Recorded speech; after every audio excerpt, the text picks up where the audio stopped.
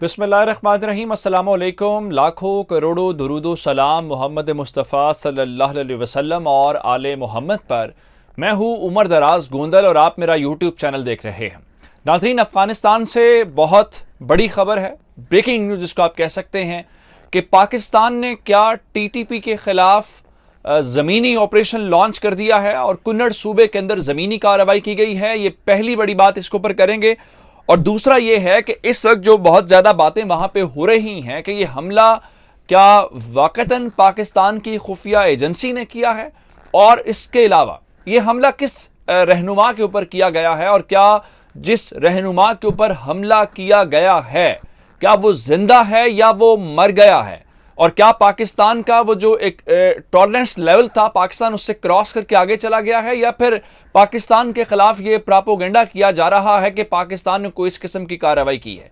ये तमाम डिटेल्स आपको इस वीडियो के अंदर दूंगा। लेकिन अगर आपने अभी तक चैनल सब्सक्राइब नहीं किया और आप चाहते हैं कि आपको मुस्तनद और बरवक्त खबरें मिलती रहें तो हमारा चैनल सब्सक्राइब कर लीजिए, बेल आइकन के ऊपर क्लिक कर लीजिए ताकि हमारी आइंदा आने वाली वीडियोस बर वक्त आप तक पहुंच सके। 15 अगस्त को तालिबान की हुकूमत का आगाज होता है और उन्होंने सिर्फ एक बात का यकीन दिलाया था, ना सिर्फ पाकिस्तान बल्कि तमाम हमसाया ममालिक को, कि हम किसी मुल्क के मामलात के अंदर मुदाखलत नहीं करेंगे और हमारी जो सरजमीन है वो किसी भी मुल्क के खिलाफ इस्तेमाल नहीं होगी। अब पाकिस्तान का मसला ये था कि बहुत सारे ऐसे लोग वहां पे मौजूद थे जो पाकिस्तान के खिलाफ हमले करते थे और पाकिस्तान के खिलाफ कार्रवाइयां करते थे, जिसको आम तौर पर आप TTP कहते हैं। अब ये पाकिस्तान के अंदर एक कल अदम तंजीम है, लेकिन तालिबान की हुकूमत आ गई तो पाकिस्तान ने इनको हल्के फुल्के अंदाज के अंदर कहना शुरू किया कि आप इनके खिलाफ कार्रवाइयां करें।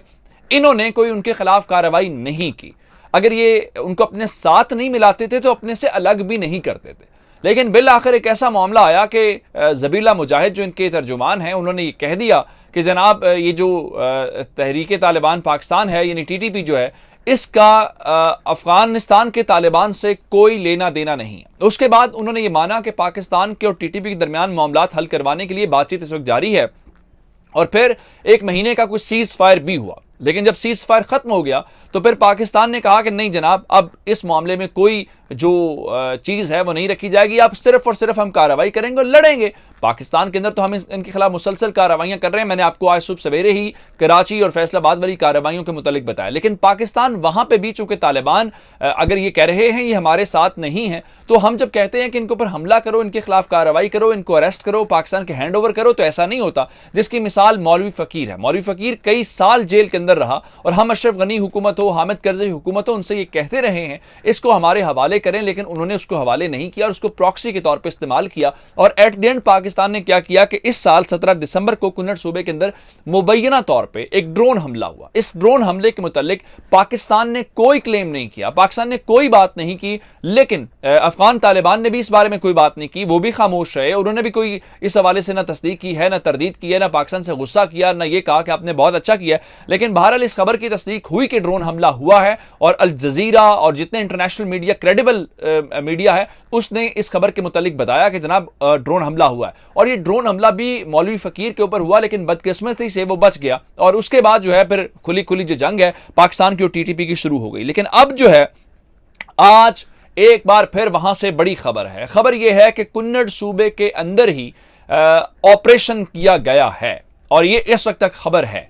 और लोग ये कह रहे हैं कि वहां पे कुन्नड़ सूबे के अंदर चूंकि TTP का ये गढ़ है, एक लिहाज से यहां पे इनका एक बड़ा नंबर एग्जिस्ट करता है, तो TTP के एक अहम कमांडर के ऊपर कातिलाना हमला हुआ है। अब अगला सवाल यह है कि अगर कातिलाना हमला हुआ है तो जिसको टारगेट किया गया है क्या वो मारा गया है या वो जिंदा है? इस हवाले से इस वक्त तक मुतजाद खबरें आ रही हैं। कुछ लोग कह रहे हैं कि वो मारा गया है, जबकि दूसरे कुछ ऐसे हल्के भी हैं जो कह रहे हैं कि नहीं, हमला नाकाम हो गया है, वो इस सिलसिले में जो बंदा है वो बच गया है, या भी इस बारे में कुछ तस्दीक करना मुमकिन नहीं है। लेकिन इससे खतरनाक बात है कि अगर ऑपरेशन किया गया है तो जमीनी ऑपरेशन हुआ है क्या, कोई सुसाइड बॉम्बिंग हुई है, क्या कोई फायरिंग की गई है? तो अगली बात इससे कहीं ज्यादा खतरनाक है जो मैं आपको बताने वाला वो ये है कि बताया गया है कि जो फायरिंग करने वाला शख्स था वो गिरफ्तार हो गया है।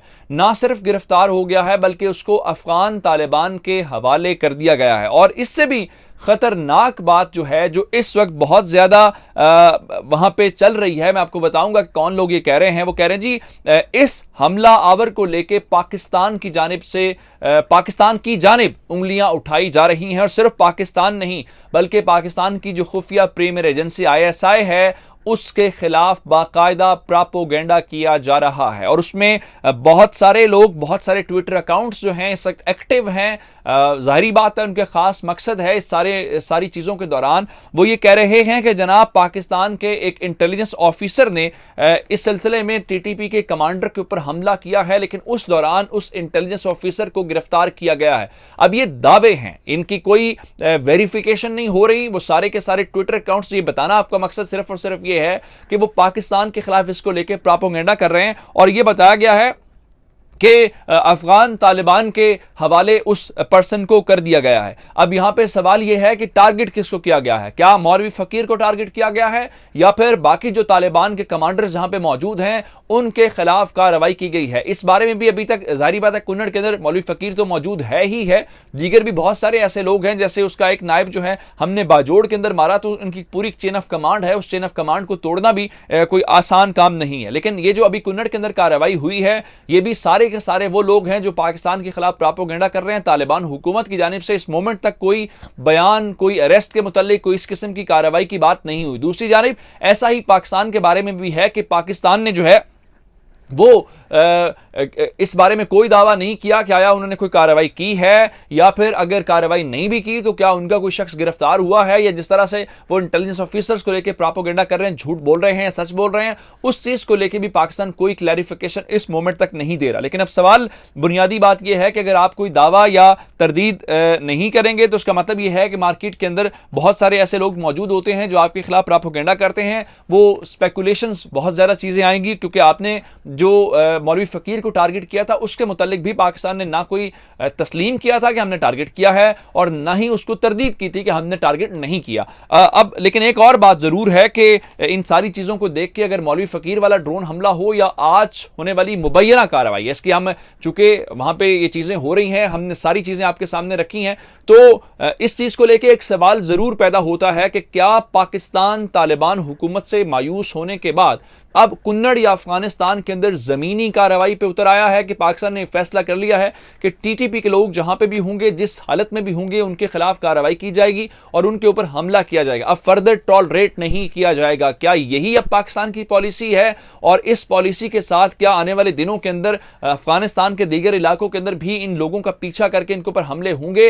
और अगर वहां पर हम कार्रवाइयां करेंगे तो फिर जाहिर बात है हमारे बॉर्डर के ऊपर या मुल्क के अंदर जो इनके हमदर्द हैं वो भी कर सकते हैं। किस बारे में हमारी तैयारियां हैं, ये बड़े इंपॉर्टेंट सवाल हैं जिसके जवाब मिलना बहुत जरूरी है। इस बारे में मजीद अपडेट्स आएंगे तो आपकी खिदमत में लेके हाजिर होंगे। मुझे उमर दराज गोंदल को फेसबुक, ट्विटर, इंस्टाग्राम के ऊपर फॉलो कर सकते हैं। मेरा यूट्यूब चैनल सब्सक्राइब कीजिएगा। आपकी इस बातों का बहुत शुक्रिया। खुदा हाफिज।